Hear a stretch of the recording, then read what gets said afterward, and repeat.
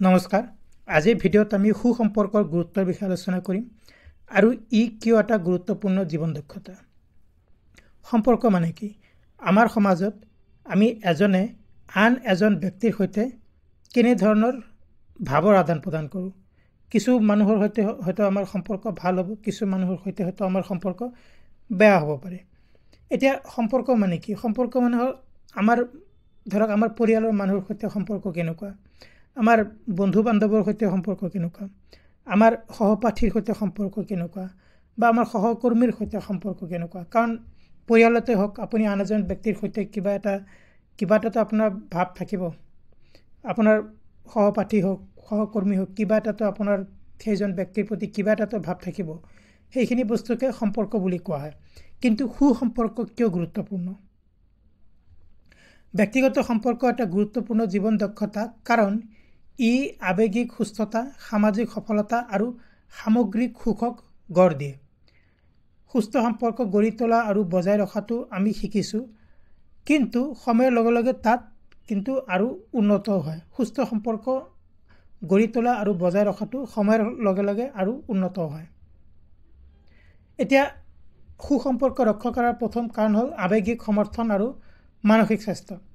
ভাল সম্পৰ্কই মানসিক চাপ বা প্ৰত্যাহ্বানৰ সময়ত যত্ন, সহানুভূতি আৰু আৰাম প্ৰদান কৰে। আমাৰ যি ব্যক্তিগত অনুভৱ, সেইবোৰ ভাগ কৰিবলৈ আন এজন ব্যক্তি আমাৰ জীৱনত থাকিলে আমাৰ জীৱনটো আৰু সহজ আৰু সুস্থ হৈ পৰে। এতিয়া সম্পৰ্ক মানে কি? মই কৈছোঁ সম্পৰ্ক যিকোনো হ'ব পাৰে।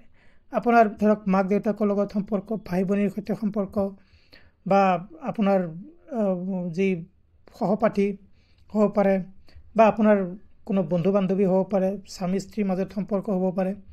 গতিকে আমাৰ যি জীৱনৰ অনুভৱ, আমাৰ দৈনন্দিন যি অনুভৱ, সেইবিলাক যদি আমি আন এজন ব্যক্তিৰ সৈতে যোগাযোগ কৰিব পাৰোঁ, সেইখিনি কথা বুজাই ক'ব পাৰোঁ, তেনেহ'লে কি হয়? তাক আমি আমাৰ অনুভৱবিলাক যদি ভাগ কৰিব পাৰোঁ আন ব্যক্তিৰ সৈতে, আমাৰ জীৱনটো আৰু সহজ আৰু সুস্থ হৈ পৰে। যোগাযোগৰ উন্নত দক্ষতা। সম্পৰ্কে আমাক মুকলিকৈ কথা পাতিবলৈ, সক্ৰিয়ভাৱে শুনিবলৈ আৰু আনৰ দৃষ্টিভংগী বুজিবলৈ শিকায়। ইয়াৰ ফলত আমাৰ সামাজিক আত্মবিশ্বাস বৃদ্ধি হয়। মানে কি?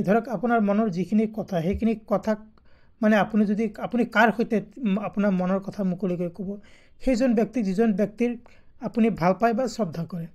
তেনে ক্ষেত্ৰত কি হয়? আপোনাৰ যোগাযোগৰ দক্ষতা উন্নত হয়। কথা পাতিবলৈ আপোনাৰ কোনো নাই, আপুনি অকলে থাকে, অকলশৰীয়াকৈ থাকে, কথা পাতিবলৈ কোনো নাই আপোনাৰ। তেনে ক্ষেত্ৰত আপোনাৰ যি যোগাযোগ দক্ষতা, সেয়া উন্নত হ'বনে? নিশ্চয় নহয়। আপুনি যাৰ সৈতে কথা নাপাতক কিয়, আপোনাৰ ভাল বন্ধু হওক, বান্ধৱী হওক, কথা পাতিলে তেওঁৰ কথাও আপুনি শুনিব। আপোনাৰ দৃষ্টিভংগী তেওঁ বুজি পাব, তেওঁৰ দৃষ্টিভংগী আপুনি বুজি পাব। তাৰ ফলস্বৰূপে কি হয়? আমাৰ কিন্তু যোগাযোগ ব্যৱস্থা, যোগাযোগ আৰু উন্নত হয় আৰু আমাৰ আত্মবিশ্বাসো বৃদ্ধি পায়।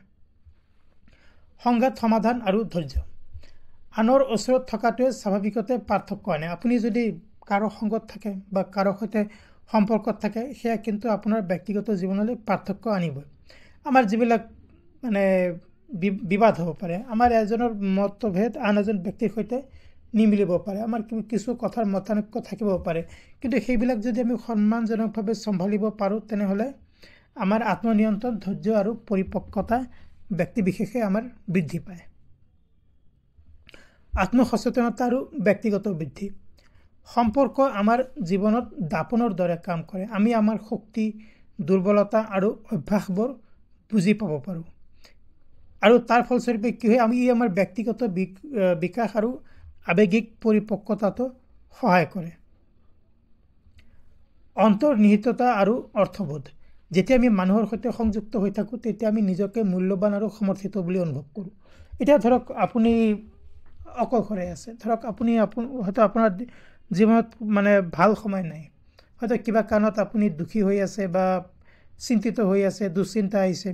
কিন্তু এতিয়া যদি এনে এগৰাকী ব্যক্তি থাকে, সেই ব্যক্তিগৰাকী যিয়ে নহওক কিয়, আপোনাৰ বন্ধু বান্ধৱ হ'ব পাৰে বা আপোনাৰ কোনো সহকৰ্মী হ'ব পাৰে, তেনে এজন আপোনাৰ বিশ্বাসী ব্যক্তিৰ সৈতে, যাৰ সৈতে আপোনাৰ সম্পৰ্ক ভাল, তেনে এজন ব্যক্তিৰ সৈতে যদি সেই আপোনাৰ দুখৰ সময়ত সংযুক্ত হৈ থাকিব পাৰে, তেনেহ'লে আমি কিন্তু জীৱনত সেই বেয়া অনুভৱ বা ডিপ্ৰেছিং অনুভৱ নকৰিম।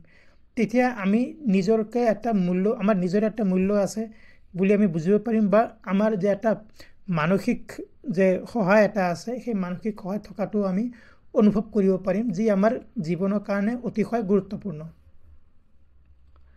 নিজৰ বুলি ভবাৰ ভাৱ এটাই জীৱনক প্ৰেৰণা আৰু উদ্দেশ্য প্ৰেৰণ কৰে এতিয়া ধৰক কোনো এজন ব্যক্তিৰ সৈতে আপোনাৰ সম্পৰ্ক ভাল এতিয়া এই ভাল সম্পৰ্ক বজাই ৰাখিলে নিজৰ মনতো আপোনাক ভাল লাগিব আৰু ইয়াৰ ফলস্বৰূপে আমি জীৱনত এটা প্ৰেৰণা আৰু উদ্দেশ্য পাম কাৰণ আপুনি অকলশৰীয়াকৈ থাকিলে প্ৰায় আমাৰ মন ভাঙি পৰে নিশ্চয় হয়তো আপোনালোকে জীৱনত কেতিয়াবা অনুভৱ কৰিছে বা নকৰিলেও হয়তো ভৱিষ্যতে এনেধৰণৰ সময় আহিব যেতিয়া অকলশৰীয়াকৈ থাকি আমি হয়তো মানসিকভাৱে ভাগি পৰিম কিন্তু আপুনি যদি এনে এগৰাকী ব্যক্তিৰ সৈতে আপোনাৰ বন্ধুত্ব থাকে যাৰ সৈতে আপোনাৰ সম্পৰ্ক ভাল তেনে ব্যক্তিয়ে আপোনাক অনুপ্ৰেৰণা দিব পাৰে জীৱনত আৰু তাৰ ফলস্বৰূপে কিন্তু জীৱনে আপোনাৰ এটা উদ্দেশ্য দিব পাৰে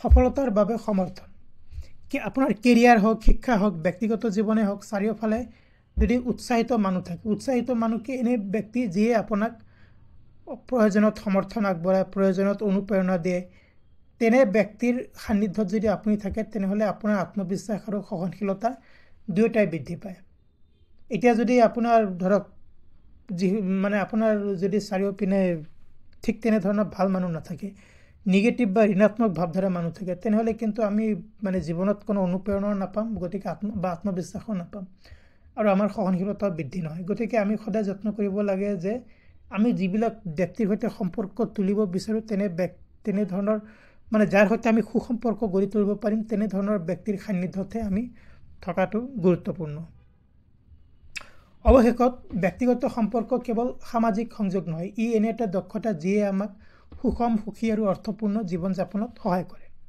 বিশ্বাস সন্মান সহানুভূতি যোগাযোগ আৰু বুজাবুজি গঢ়ি তুলিবলৈ শিকিলে আমাৰ সম্পৰ্ক আৰু অধিক শক্তিশালী হয় আৰু আমাৰ জীৱনটো ভাল হয় গতিকে বন্ধুসকল এইখিনি আছিল আজিৰ ভিডিঅ' এটা সুসম্পৰ্কৰ গুৰুত্ব কি সুসম্পৰ্ক যদি আমি আমাৰ মানে যি নিজৰ ব্যক্তি বা নিজৰ মানুহ তেওঁলোকৰ সৈতে সুসম্পৰ্ক বজাই ৰাখিব পাৰোঁ তেনেহলে আমাৰ জীৱনটো অৰ্থপূৰ্ণ হয় আৰু জীৱনত আমি প্ৰেৰণা পাওঁ আগুৱাই যোৱাৰ প্ৰেৰণা পাওঁ আৰু জীৱনটো আমাৰ সুখী আৰু আৰামদায়ক হ'ব পাৰে সো বন্ধুসকল এইখিনি আছিল আজি আলোচনা কৰিবলগীয়া কথা যদি ভিডিঅ'টো ভাল পাইছে প্লিজ লাইক কৰক শ্বেয়াৰ কৰক চেনেলটো যদি সাবস্ক্ৰাইব কৰা নাই প্লিজ সাবস্ক্ৰাইব কৰক এনে ধৰণৰ এটা গুৰুত্বপূৰ্ণ ভিডিঅ'ত অতি সোনকালে লগ পাম ধন্যবাদ